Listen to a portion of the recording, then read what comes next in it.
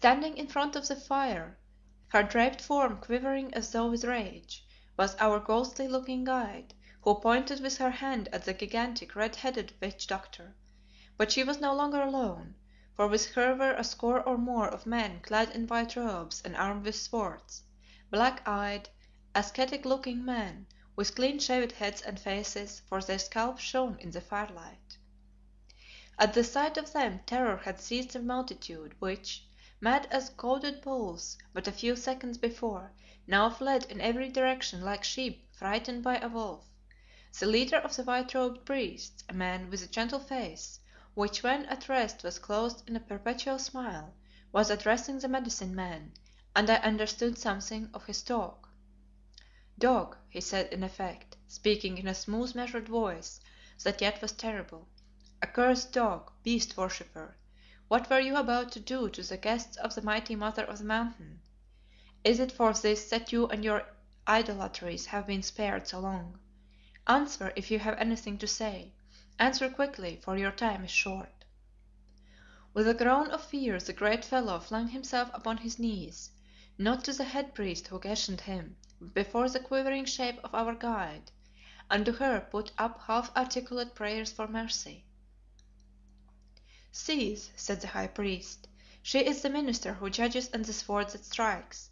I am the ears and the voice. Speak and tell me, were you about to cast those men whom you were commanded to receive hospitably into yonder fire because they saved the victim of your devilries and killed the imp you cherished?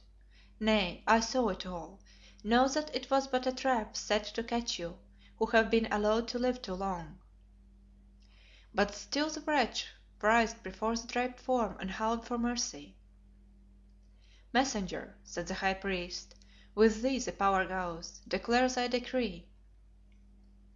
Then our guide lifted her hand slowly and pointed to the fire. At once the men turned ghastly white, groaned and fell back, as I think, quite dead, slain by his own terror. Now many of the people had fled, but some remained, and to these the priest called in cold tones, bidding them approach. They obeyed, creeping towards him. "Look," he said, pointing to the men, "look and tremble at the justice of Hes the Mother. Aye, and be sure that as it is with him, so shall it be with every one of you who dares to defy her and to practice sorcery and murder. Lift up that dead dog who was your chief." Some of them crept forward and did his bidding. "Now cast him into the bed which he had made ready for his victims." Staggering forward to the edge of the flaming pit, they obeyed, and the great body fell with a crash amongst the burning boughs and vanished there. "Listen, you people," said the priest, "and learn that this man deserved his dreadful doom.